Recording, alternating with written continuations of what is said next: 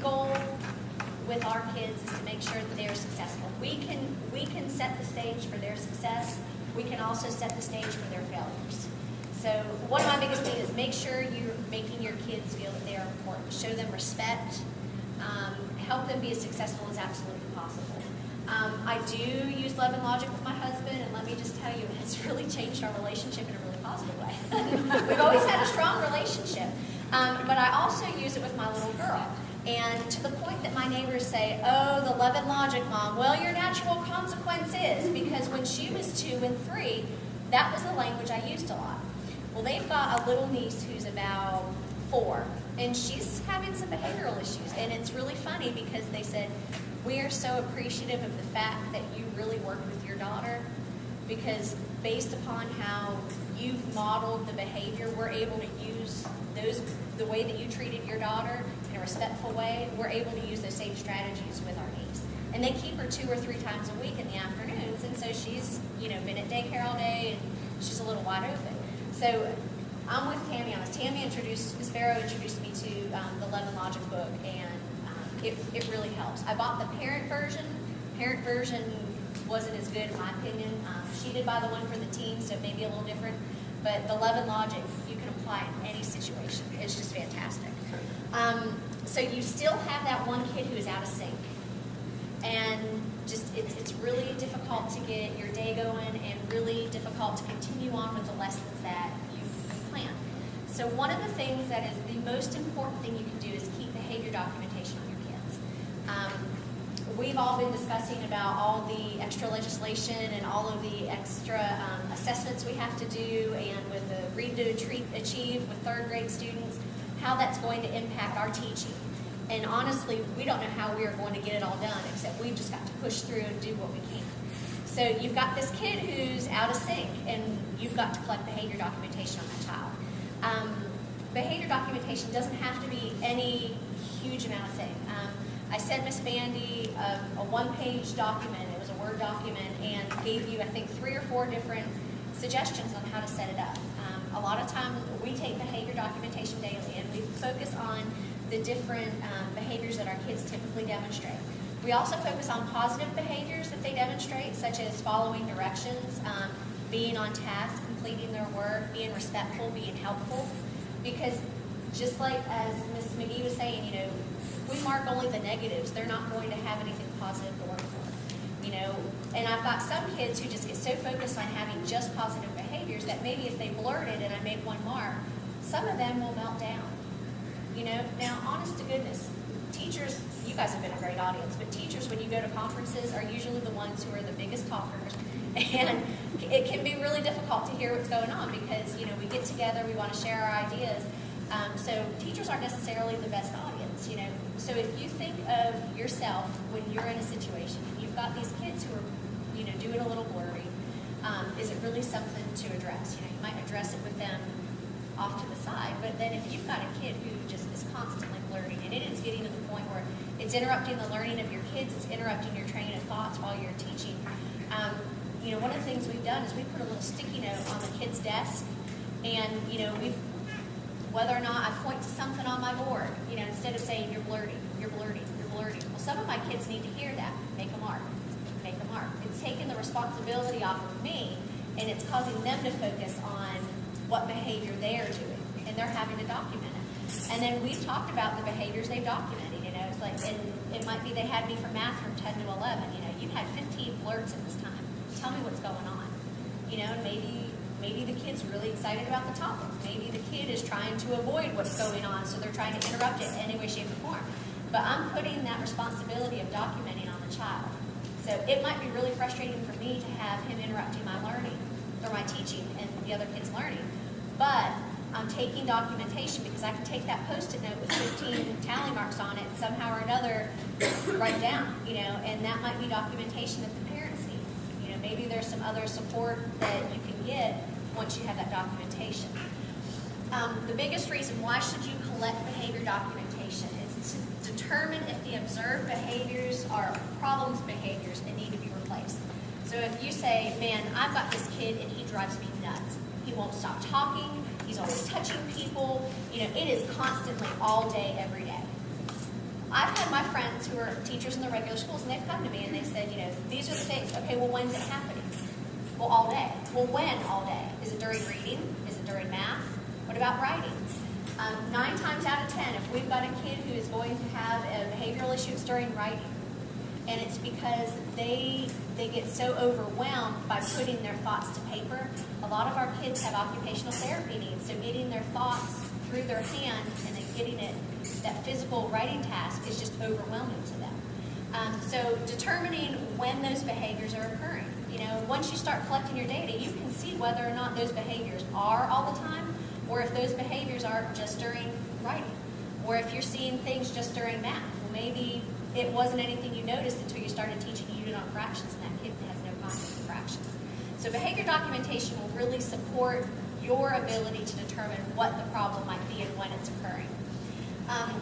You should always collect documentation if you constantly feel you're redirecting a child for negative behavior. And lots of different ways. One of the things that I have here, collecting data on your behavior, you need to identify the problem, when it's occurring, how often it's happening, in what setting. Because maybe the kid in my math class is doing fine, but maybe in science, he's having tons of trouble.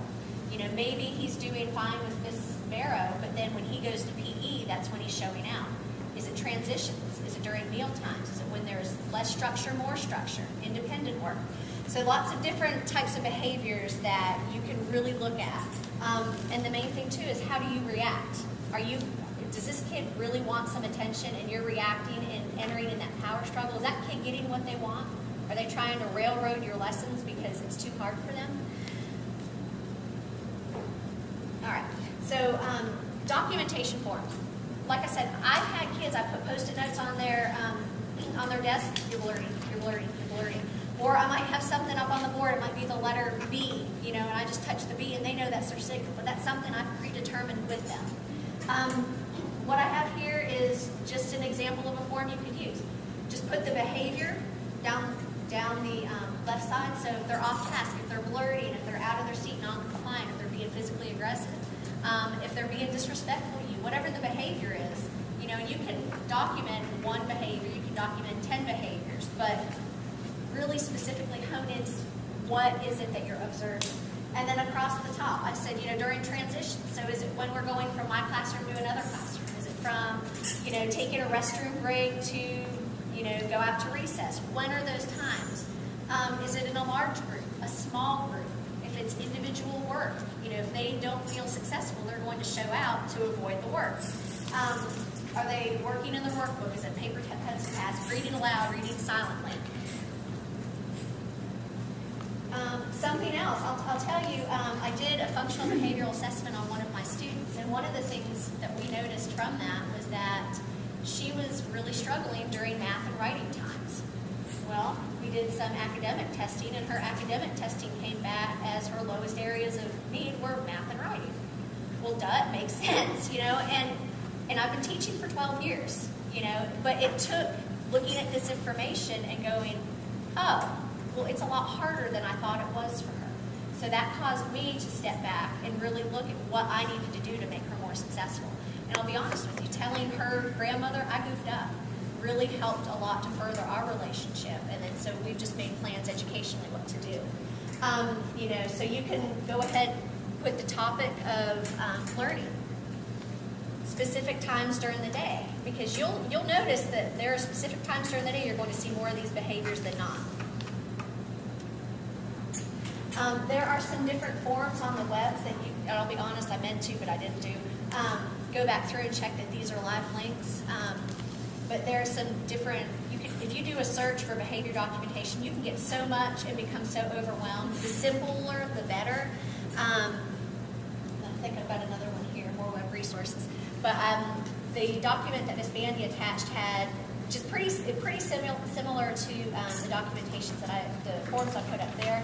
They're just really small. You can print them off. You can change them that you need, but really just specifically looking at, is it a certain staff member that's setting the kid off? Is it a certain subject area? Is it a certain time during the day? Because maybe they're having trouble at 12:30, which is right before their lunchtime. Or, the specific activity you're asking them to do. So we are, if you ever have any questions, we would be more than happy to help you out. We're available. We're the ACT program. Our phone number's up here. All of our email addresses are here as well, and then the grade levels that we teach. But, you know, we've all taught K-5. We have some teachers who taught middle school.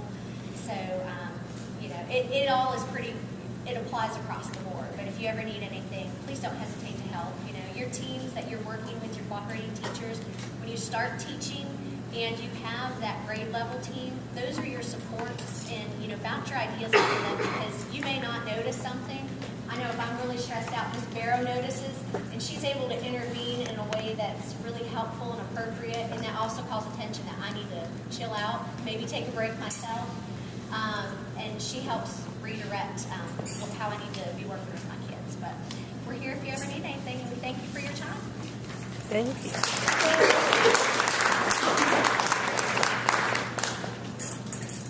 That's one of the biggest advices I can. Find somebody that you can bounce your ideas off of. They will help you so much. That's why I said these ladies are my support.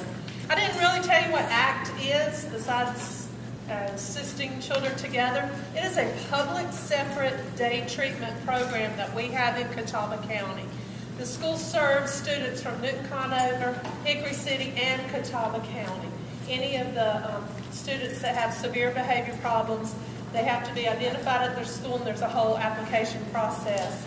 But they do get mental health treatment here as well, and so it's a great place. And all four of these ladies have a special ed degree. I know several of you are getting dual majors in elementary ed and special ed. So it's a great program. I can't recommend it enough. I was here 18 years in a school for behavior problem kids. So that tells you a lot about the beauty of this program.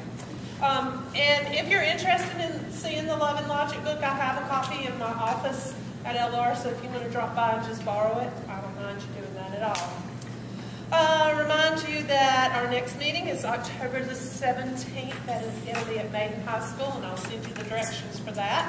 And last but not least, Bojangles sponsored. They gave us everything. All I had to do was ask, and they were so generous. So please take home stuff for breakfast. Do that. And Lindsay and Sam, Scotty wants some stuff, okay? So make sure Scotty gets something, okay?